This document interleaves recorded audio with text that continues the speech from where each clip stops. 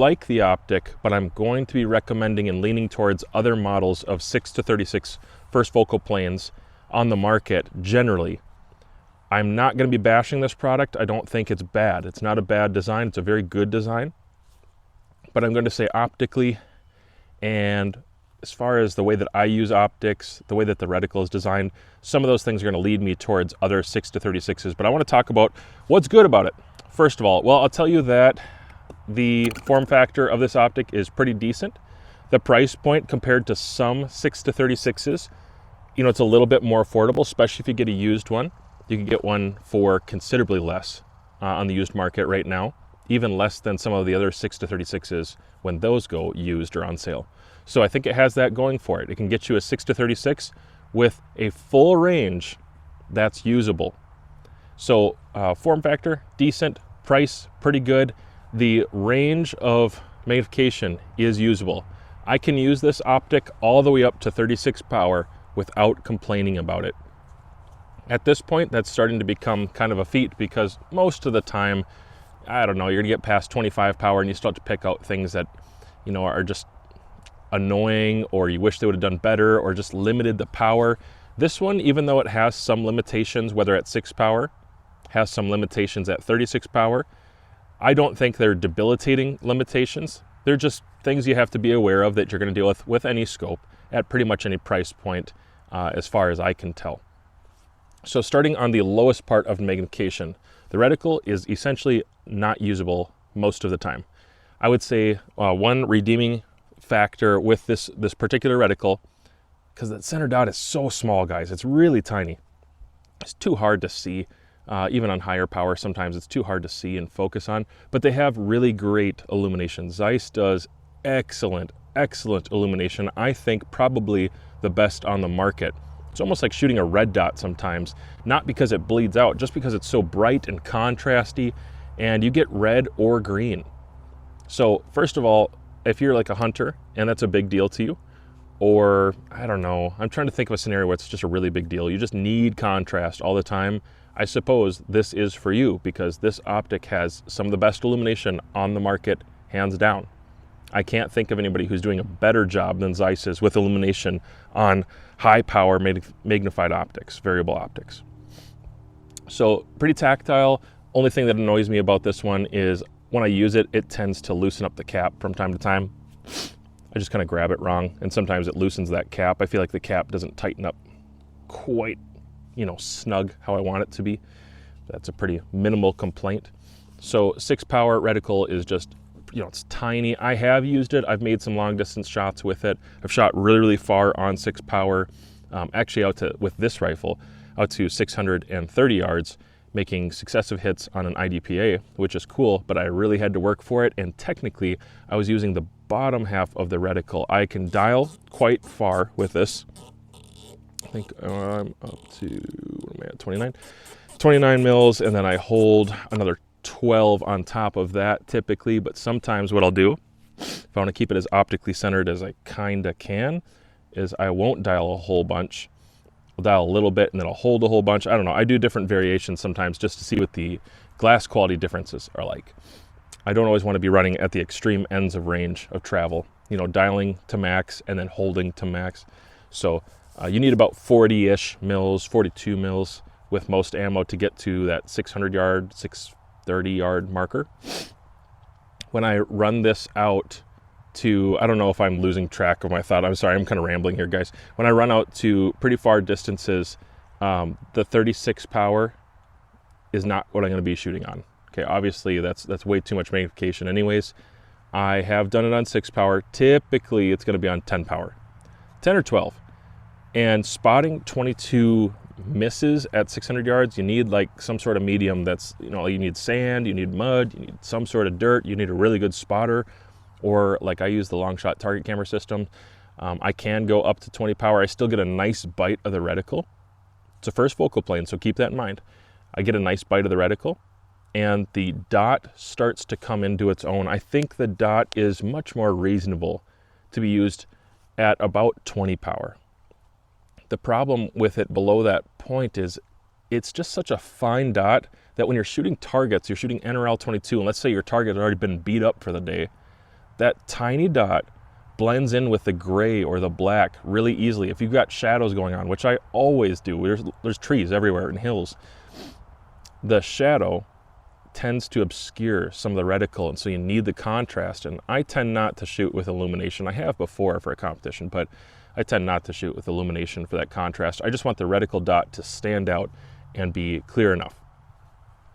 One thing I can say that is just very true is once you start shooting extended distances and you're dealing with extreme windage, I don't dial windage most of the time, so the center dot is not an issue because I'm actually using the lateral lines. And so that's kind of a non-issue for the dot because you're holding off over here, you're 4 or 5 mils over here instead of actually using the center dot. And so that maybe is a non-issue for some people when you're starting to talk about extended ranges, but when I'm closer and I really am using that center dot, I just feel like it's so tiny. It's very, very small. It reminds me a lot of the Arkans, which I like. I like these optics a whole lot, but I'm going to say 10 to 16 power, that's where I tend to shoot it a lot, and it's still really a tiny reticle. If I get really nice conditions and mirage is not killing me, I will run this up really high. So the glass can sustain that image if the mirage is not terrible, and obviously I don't get a bunch of barrel heat. Even with the suppressor on here, this doesn't cause much issue. We'll see about some 90-degree days coming up. I'm sure that's when I should really be testing it, but so far hasn't been undoable. So when I don't have mirage, I can run it up really high, and I have run all the way up to 36 power, running at, 100 and 200 yards today, where the weather is not bad at all. I'm not having lots of mirage issues, and I can see clearly all the way up to max power. The reticle dot starts to contrast better for me. It's not that the dot is somehow magically pluming, it's that in proportion to the target, it's more and more contrasty because it's proportionally growing with the target. So I can just pick it out better. And perhaps it's just my eye, and maybe it's me, and maybe I should get my eyes checked. I'm open to that charge and accusation, but I'm gonna say, I think for most people, they're gonna prefer a dot that is 0.05 or bigger. My preference, my favorite dots tend to be 0.05, which you're gonna see in Tremor 3. You're going to see something like that in the Theos from Element, which actually is probably my most functional favorite reticle, is that Element Theos 6 to 36. I will be recommending that over this one. That reticle I can do so much with. I can pick it up on very, very low power. Infinitely better than this one, I feel like. Anyways, so up to 36 power, I can do it. And with the 22, it kind of makes sense because I'm shooting for tiny little groups and sometimes 1/4-inch targets here, even 100 yards. That's cool, but I can't do it often. The weather really has to work with me. So more often than not, I'm going to be back here around 16 power, maybe 20 power. It's nice to have an optic that I can shoot lower power and higher power if I want to, that it has a center dot that contrasts well enough, that a reticle that makes enough sense that whether I'm low power or high power, I can do something with it. One thing that's nice about the low power with this mil reticle is there are still stadia that go all the way down. The bar gets very, very thick. Some people will like that, some people will hate that. But the nice thing is on 6 power, if you're in a hunting scenario, which I have used this to hunt very close, actually 10 yards, which is the lowest parallax setting. Good job to Zeiss for throwing in a 10-yard parallax. Shooting squirrels and gophers and that kind of thing really, really close. Being able to bump this all the way down, I can pretty much just put it on there and it's fine. I don't have to make really precise shots like that. That's cool, but obviously I'm not seeing the reticle. I definitely got lost in my train of thought because I was just thinking about all these hunting things. But anyways, I probably should have written a script for this, but I'm not that concerned about it. I just want to talk about the optic. So yeah, I'm gonna say that this optic, it's kind of hard. Even 10 through 16 power, I have to work at it more than I want to. I think it fatigues my eye a little bit. That's probably one of my concerns, is I want something that is so clear and contrasty. And this isn't a glass quality issue, it's just size issue. I want it to be so clear and contrasty that I can just put it on something and quickly move, especially in competitions. And obviously I don't want it to cover up the target, but I've used all the way up. So Tangent Theta has I want to say it's 0.075 dot in one of their optics, one of their options. And March uses a full 1/10 mil in some of their optics, and I don't find those to be too big. Believe it or not, I think they're really, really nice, and I would like to see precision scopes go closer to that, let's say 0.075 size dot. I think it's really appropriate. If people need tiny dots, then I would rather designate that to a portion of the market that is selling scopes designed for that kind of shooting. I don't know what you need a super fine tiny dot for aside from air rifle shooting, maybe F-class, maybe like that PCP competition stuff. I could see it in there perhaps. But for the rest of us, I think a little bit bigger center dot, at least 0.05 would be more preferable. Just got to get the contrast, that's the big deal. Okay, so the Magnification ring is glassy smooth. It's very, very nice. The placement gives you 3 options for placement. I can almost never use the other 2 on any optic that has 3 placements like this. The Bushnell, there's a few others. I can't usually use the other ones because this assist is quite large, okay? It's a pretty tall assist. I'm gonna take this out for a second. I just find that the bolt knobs on most of my rifles will run into this, even with this reduced bolt throw that the CZ457 has versus the 455 and the 452. It still will run into it on one setting. I could probably get away with it towards the middle, but it's also what magnification range are you gonna use the most often and what's going to block my bubble level. That's one thing I have to consider. I have a rail here, 55 MOA rail from Triggers by Scar. I'm not sure if they're still in production or not, but this sometimes blocks my bubble level, and that's been really frustrating to have to just, you know, boop, because it's such a big lever. That being said, it is quick. It's fast to go from 6 to 36, and even in the cold over the winter, I had this on my 300 PRC, survived the shock and all that. I've never had any shock concerns with this, but it does navigate real smoothly and easily, even in the cold, from 6 to 36 power, and I shot in sub-zero temperatures with that this year because I must be crazy. Touching base again on the parallax knob. The parallax knob is really glassy smooth. A lot of the features on this are going to feel just like the 4 to 25 if you're familiar with that, or if you've tried the tracked version and some of the others that are on the market. It does not have numerical indicators except for the minimum, which is 10 meters. I love that. I'm so glad that Zeiss knows what's up. You want a close distance like that. And then you can go to infinity, which is just the infinity loop.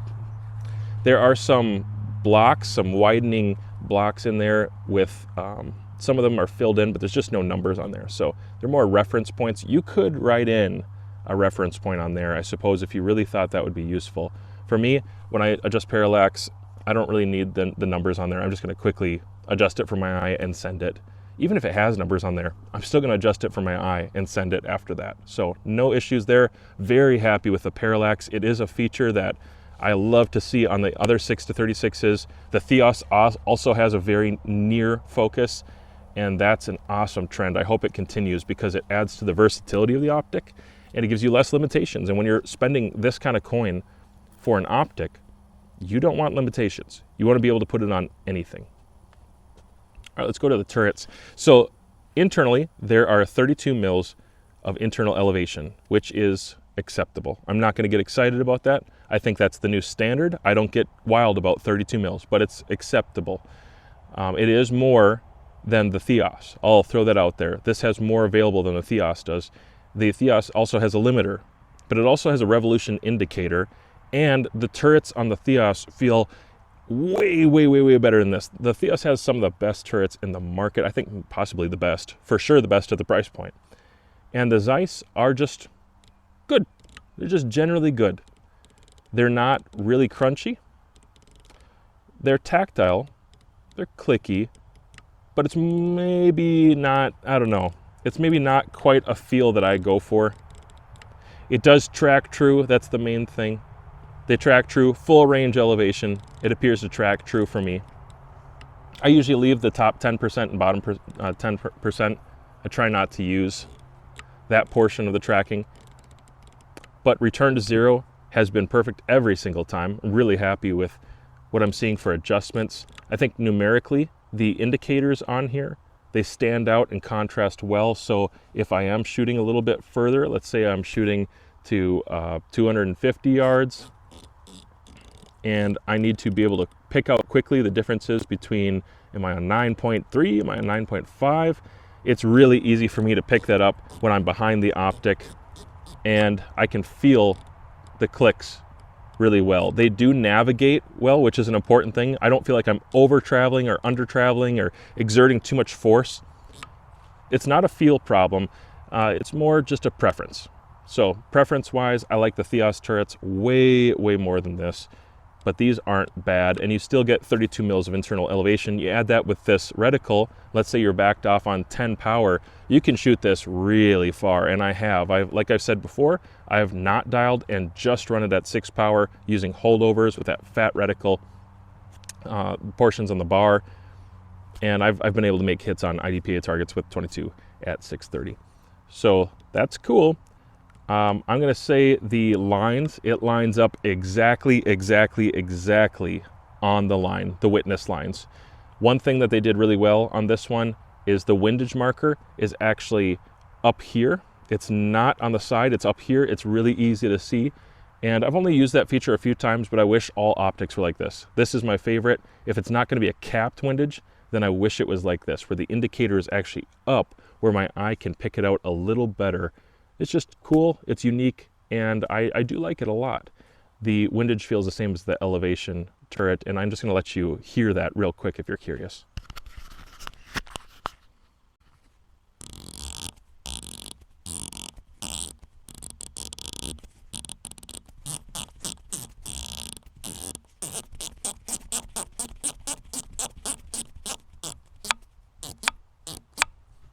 So you can hear that zero stop in there. I don't sense backlash or lash or whatever you want to call it. I don't sense anything like that. I would say they're pretty functional turrets. They're good to go. They're just not the best feeling turrets out of all of them in the game. Also, they're not as modern as the Theos. The Theos, no tools required. Every time I take that rifle out, if I want to and I want to make an adjustment, change things around, go crazy doing that, I can do it with no tools. It also has a capped windage, which is cool. This, I have to take the tools out, and they use Torx, if I remember right. I think they do. They use Starbit for these. That's cool. That's a positive. I like that. The feel of the turrets with the design around here, the size of them, it's good. It's a really good look. It's a good feel, but it's just not there. It's not as good. It's not as premium feeling as the Element turrets, and I think it's possible, guys, that I'm biased to that because the Element turrets feel a lot like the Tangent Theta. The Professional Marksman 5-25, those turrets are just ideal. And I feel like those and the Element are really similar. A couple of the Schmidt, the new Schmidt turrets. And then this is more just, it's functional, it's good, but it's like having a minivan instead of a truck. Let's just put it that way. And I drive a minivan. You can get away with a lot, you can do a lot with them, just not as cool. So take it for what it's worth. Now, I'm not a scope snob, but I know one. And one thing that I think he would bring up, because he's got a great eye for great glass, is that there is a darkening of the image with the 6-36 here, as there would be with most optics. I don't know how you would get away with that, not having darkening. It's going to happen. Field of view is good and competitive, and it's not bad. I don't know that it's as good as the Vortex, and I definitely don't know if it's as good as the Element. For field of view, it might be close, but I don't think it's the same. It does get a little darker. That's one thing I definitely notice. It's just a touch. And I really mean a touch. It's a little bit darker. Zeiss uses their own proprietary coatings, if I remember correctly. And I believe that applies to these too. I'm shooting at 200 yards with some Normatak. I'm up 6.2 at 68 degrees. Impact. I'll turn my mic off in a second so you can hear these hits. But at 36 power, that's where I'm at right now. I know a lot of us are never going to live at this range, and it might seem ridiculous to you, but I just want to let you know about the full range of usage. That was a miss. There it is. Probably 6.3. So at 36 power, I can see 5 mils. That's what's left over there. The center dot is nice and big. If I'm putting it right on like I am right now, I'm dialed. So I can put it right on. It contrasts really, really well. I can pick up every single bullet hole or hit on paper down there. I can see pebbles and rocks. I can see flies on the paper. The 36 power is clear. The glass is great. The edges of the glass are good. It's just slightly darker and not as bright, I'll say, as the Theos. That'd be my opinion. This also doesn't have a reduction insert like the Theos does. When it's really, really bright out or I'm getting bad mirage, I've noticed that I can throw on that reduction device on the objective of the Theos, and it does knock it down pretty good. Also, March has something like that, if I remember correctly. So that's cool to be able to knock that down. Zeiss doesn't have that same feature that I'm aware of. Yeah, it's more like I think it's more like 6.4 right now. It's pretty good at 200 yards. Those are on top of each other. So I can see 5 mils. And the way that they did the breakup with the reticle makes a lot of sense. I don't think it's too cluttered. I don't think it's too busy, anything like that. Just a little bit darker. Colors are really good. They're going to be a touch on the, what would I say? Comparatively, it feels to me like it's warmer. It could be those coatings. I wonder if it's a coatings-based thing. It feels like a warmer image. Some people like a little bit cooler image. Some people like the a little bit warmer image. I think I like the a little bit cooler image myself rather than warmer. As long as the colors are true and I'm not getting chromatic aberration, I'm not going to complain too much, honestly. But looking at my targets here, just the edges of everything are super tight and crisp. Colors are popping the way that they should. And detail is awesome. Obviously, field of view is going to be knocked down quite a bit. Let's back off to, I'll go down to 24 power. At 24 power, field of view is much more reasonable. The reticle is much more reasonable, and I can still get a decent bite out of this. I can get 7, 8 mils, about 8 at the extreme, 7 mils of the reticle, and quite a bit of windage. A reason that matters for me is I recently discovered what it's like to shoot in 50-mile-an-hour winds and lesser winds. It was like 30 to 50 between 2 days, with extreme gusts going up into the 70s. So when we were shooting at 1,000 yards, we were still having to hold quite a bit for mils, and we shot this very rifle at, I think it was 160 yards, and it happened to be about 60-mile-an-hour winds during that. And most of the time it was a straight crosswind, and I can't tell if it's stronger or weaker at points, but there were times where I was holding 8 mils. I was holding the extreme edges of this reticle. 8 mils of wind. Now that's obviously crazy. It's not reasonable. But the cool thing is this had what I needed to, and I can shoot that on about 23 power. I can get 8 mils of windage and about 8 mils of elevation.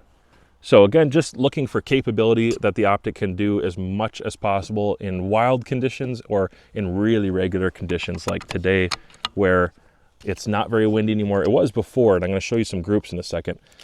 It was windy, but now it's getting pretty calm. I better do some more paper in a minute.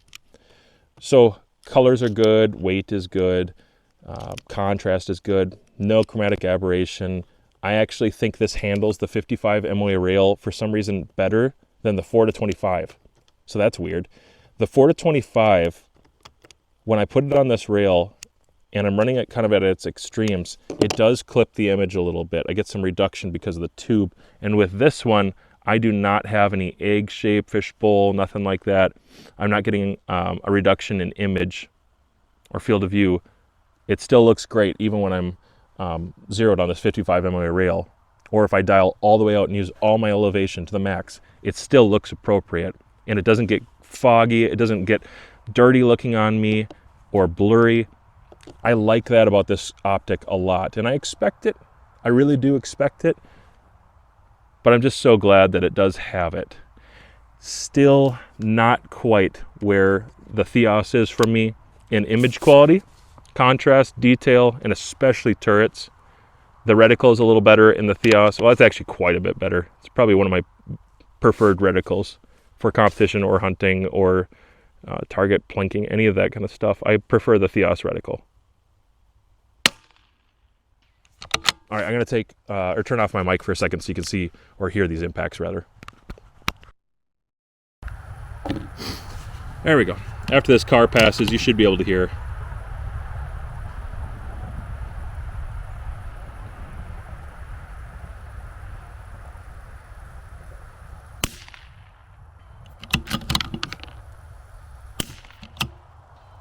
Hit the 6-inch.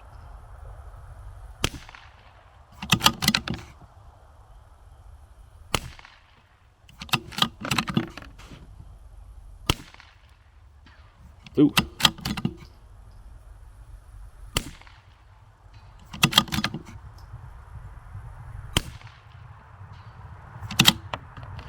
Easy, and I can see exactly where I'm hitting on those targets at 200 yards with these little tiny bullets. Partially because they're slow, partially because the glass is just really good.